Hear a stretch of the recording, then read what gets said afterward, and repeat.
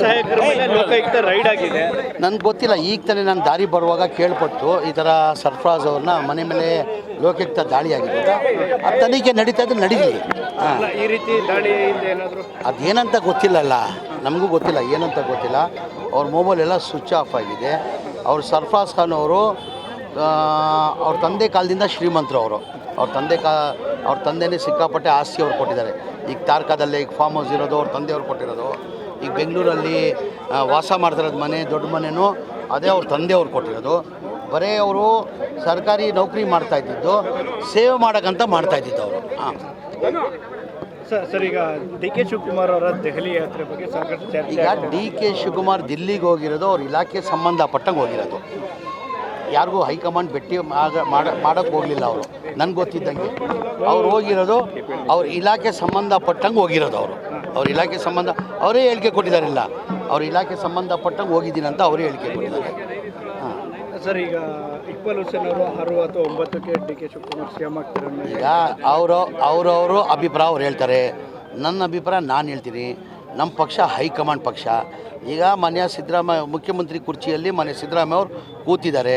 ನಾನು ಭಾವಿಸ್ತೀನಿ 28ವರೆಗೂ ಅವರೇ ಇರ್ತಾರೆ ಅಂತ ನನ್ನ ಅಭಿಪ್ರಾಯ. ಅಂದರೆ ನಮ್ಮ ಪಕ್ಷ ಹೈಕಮಾಂಡ್ ಪಕ್ಷ. ಈ ಬದಲಾವಣೆ ಮಾಡಬೇಕಾದ್ರೆ ಯಾರು ತೀರ್ಮಾನ ತೊಗೊಳ್ಬೇಕು? ನಿಮ್ಮಿಂದ ಸಾಧ್ಯ ಇಲ್ಲ. ಈ ಬದಲಾವಣೆ ಆಗಬೇಕಾದ್ರೆ ಮನೆ ರಾಹುಲ್ ಗಾಂಧಿ ಅವರು, ACC ಅಧ್ಯಕ್ಷ ಆದ ಮಲ್ಲಿಕಾರ್ಜುನ ಖರ್ಗೆ ಅವರು, ನಮ್ಮ ನಾಯಕಿಯಾದಂಥ ಸೋನಿಯಾ ಗಾಂಧಿ ಅವರು ತೀರ್ಮಾನ ಮಾಡಬೇಕಾಗಿರೋದು. ನಮ್ಮಿಂದ ಯಾರು?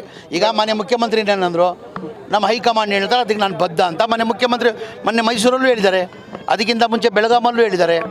ನಮ್ಮ ಹೈಕಮಾಂಡ್ ಏನು ಹೇಳ್ತಾರೆ ಅದಕ್ಕೆ ನಾನು ಬದ್ಧ ಅಂತ ಮನೆ ಮುಖ್ಯಮಂತ್ರಿ ಹೇಳಿದ್ದಾರೆ. ನಾವು ಅದೇ ಹೇಳ್ತಾ ಇರೋದು, ನಮ್ಮ ಪಕ್ಷ ಹೈಕಮಾಂಡ್ ಪಕ್ಷ. ಹೈಕಮಾಂಡ್ ಏನು ನಿರ್ಧಾರ ತೀರ್ಮಾನ ತೊಗೊಳ್ತಾರೆ ಅದಕ್ಕೆಲ್ಲ ನಾವು ಬದ್ಧ. ಅವ್ರು ಗೆರೆ ಹಾಕಿದ್ದು ನಾವು ಗೆರೆ ದಾಟಲ್ಲ.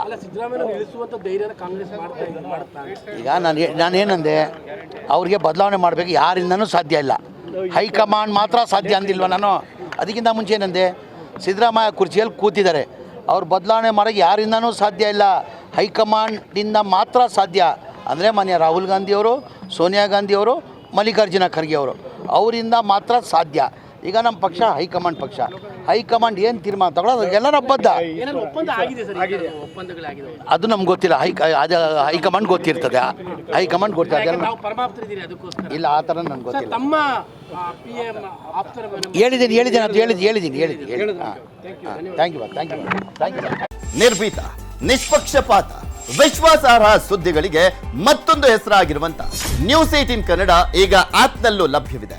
ದಯವಿಟ್ಟು ಇಲ್ಲಿರುವ QR ಕೋಡ್ ಅನ್ನ ಸ್ಕ್ಯಾನ್ ಮಾಡಿಕೊಂಡು ಆಪ್ ಅನ್ನ ಡೌನ್ಲೋಡ್ ಮಾಡೋದಕ್ಕೆ ಮರಿಬೇಡಿ. ನಿಮ್ಮ ಬೆಂಬಲ ಹೀಗೆ ಸದಾ ನಮ್ಮೊಂದಿಗಿರಲಿ. ಧನ್ಯವಾದ.